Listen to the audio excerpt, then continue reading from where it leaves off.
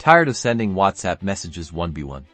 Let's unlock the power of bulk messaging with Wati. First, you'll need a Wati account. Once logged in, head over to the Contacts section. This is where you will manage your recipient list. Click on the Import Contacts button. You can either upload a CSV file with correctly formatted phone numbers or add contacts individually.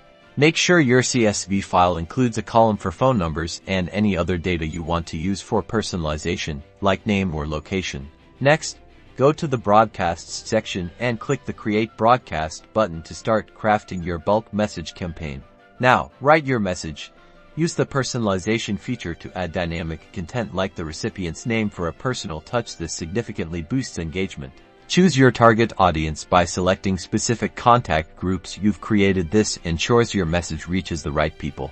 Schedule your broadcast for optimal delivery. Consider when your target audience is most likely to be active on WhatsApp. Review your campaign details one last time, and then hit send or schedule for later. That's it. You've successfully sent a bulk WhatsApp message using Wati.